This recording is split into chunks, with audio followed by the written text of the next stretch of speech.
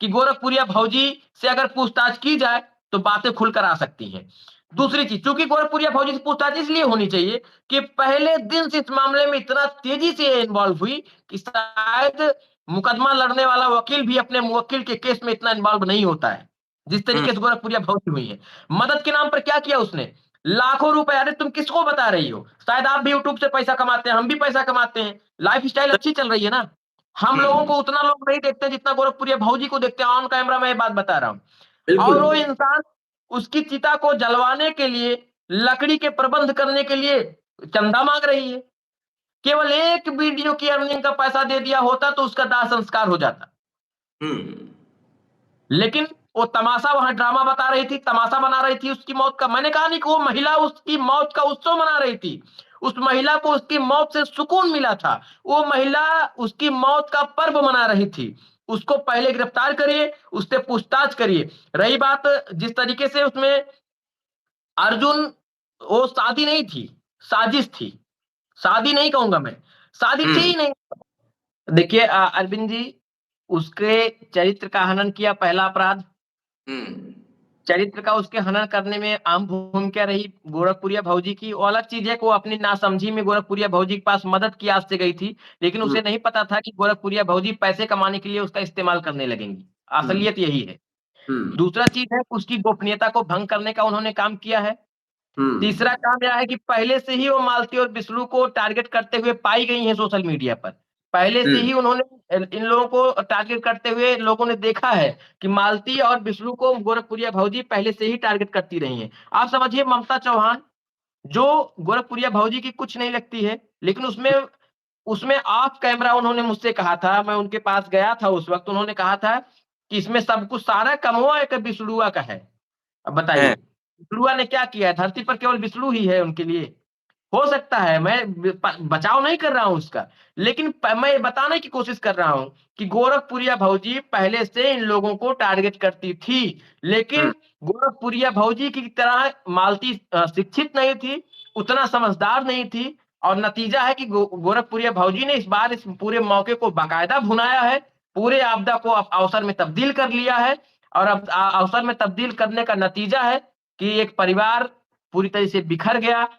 करोड़ों लोग जिसको चाहते थे, उन लोग, करोड़ों लोगों के दिल दिल टूटे हैं, लोगों के अरमान टूटे हैं, और एक जान चली गई। तो मुझे लगता है कि संलिप्तता तो है, मामला संदिग्ध है, पूछताछ होनी चाहिए। और वैसे भी होनी चाहिए, वैसे भी होनी चाहिए। क्यों होनी चाहिए आप सोच रहे हो? तो मैं आपको बता दूं कि होनी इसलिए चाहिए क्योंकि हम्म। गोरखपुरिया भौजी हैं, शुरुआत से इस पूरे मामले में है। तो उनसे ज्यादा तो कोई इस मामले को जान ही नहीं रहा होगा। बिल्कुल। पहले दिन से वो इस मामले में है। तो प्रशासन को यही समझना चाहिए कि गोरखपुरिया भौजी पहले दिन से इस मामले में है, तो उनसे ज्यादा इस मामले को कोई करीब से नहीं देखा है। तो पहले इन्हीं को उठा लिया जाए, इन्हीं से पूछताछ कर लिया जाए, क्या पता असली मुलजिम तक आसानी से पहुंचा जा सके। अच्छा, आलोक जी, आखिरी सवाल मेरा रहेगा आपसे कि ऐसा क्या होना चाहिए कि दोबारा भविष्य में इस तरह की घटना की पुनरावृत्ति ना हो? देखिए, मुझे लगता है कि सबसे पहले जो लोकतंत्र के चौथे स्तंभ हैं, जो हमारे मीडिया साथी हैं, आ, मुझे लगता है कि मैं ये नहीं कह रहा हूं कि मैं, देखिए वो हमसे अलग नहीं है, हम उनके साथ हैं। लेकिन थोड़ा सा अपनी जिम्मेदारियों को समझना पड़ेगा।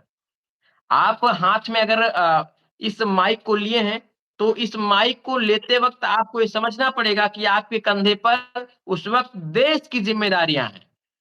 आप अपने आप को उस रोल में खड़ा, भले हमें यूट्यूबर लोग कहते हैं, हमें भी गर्व होता है कि हम यूट्यूबर हैं, हमें गर्व हुँ। होता है।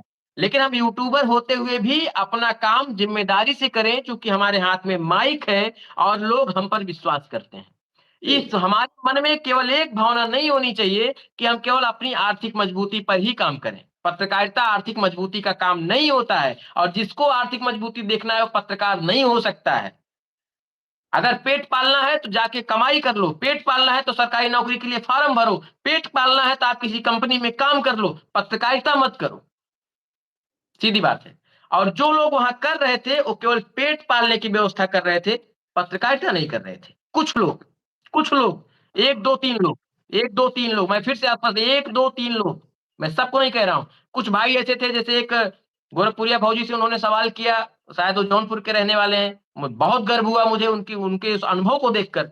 उन्होंने जूझा, उन्होंने लड़ा, जिस एंगल से उस प्रकरण को कवर करना चाहिए था, उस एंगल से उन्होंने उस प्रकरण को कवर किया था। बाकी लोग तो हाँ टीआरपी और टीआरपी क्या, उन्हें पता ही नहीं टीआरपी क्या होती है। रियलिटी बता रहा हूँ। उन्हें पता ही हुँ, नहीं टीआरपी टीआरपी ऐसे भी नहीं होती है। किसी की मौत हुई हो, किसी का शव रखा हो और आप तांडव मचाओ, वो टीआरपी नहीं होती है, वो नंगा नाच होता है। और वही लोग कर रहे थे। चिंता मत करिए, मुझे व्यक्तिगत खुन्नस नहीं है, लेकिन ऐसे लोगों पर लगाम लगाएँगे, तभी हमारे समाज में हमारी हम लोगों की जो आप जैसे लोग हैं, जो भाई साहब हैं जिन्होंने बड़ी ज़िम्मेदारी से गोरखपुरिया भौजी से सवाल किया था, तमाम ऐसे जो भाई हैं जो मालती चौहान को इंसाफ दिलाने के लिए लड़ रहे थे, तभी उनको इस समाज में सम्मान मिल पाएगा। अगर ऐसे लोग करना है ना, तो मैं कह रहा हूँ यार माइक रख दो, एक बोया का माइक ले लो, कॉलर में लगाओ और पूछो ना जिससे जो पूछना है। बिल्कुल। क्यों उस श्रेणी में खड़े होते हो, सबको बदनाम करते हो? तो ऐसे लोगों को पहले रोकना चाहिए। गोरखपुरिया भौजी जैसे लोगों पर इसी प्रकरण में संज्ञान लेते हुए इनको पहले पूछताछ करनी चाहिए। संलिप्तता बहुत बहुत लोगों की है, दर्जनों लोग इस मामले में आएँगे, तो मुझे लगता है हम लोग सहयोग करेंगे तो मालती चौहान को न्याय मिलेगा और मैं प्रयास करूँगा, पूरी तरीके से प्रयास करूँगा। देखिए, होता क्या है मैं कह देना चाह रहा हूँ, कुछ लोग ऐसा सोच रहे होंगे कि मैं क्यों नहीं लड़ जाता अकेले आके लड़ूँगा। हुँ, लड़ूँगा मैं। सारी चीज़ को मैं उपलब्ध कराऊँगा। लेकिन देखिए मेरा भी परिवार है, मेरे पास भी कुछ नैतिक ज़िम्मेदारियाँ होती हैं। अगर शायद वो नैतिक ज़िम्मेदारियाँ नहीं होती तो पहले ही दिन मैंने कहा ना कि मुझे पहले से पता था ये चीज़ें हो सकती हैं। हुँ, प्रताड़ित करने की सीमा खत्म हो चुकी थी। मालती जब तक संभव था तब तक वो बर्दाश्त की। प्रताड़ना की सीमा पार हो गई तो उसने उस कदम को उठा लिया। मुझे आशंका था कि प्रताड़ना की सीमा पार हो रही है। इसलिए मैंने वो तहरीर दिया था। और मैं अब आगे प्रयास करूँगा कि उनके परिवार को जो भी विधि संगत मदद हो सकती है, वो मैं दिलाने की कोशिश करूँ।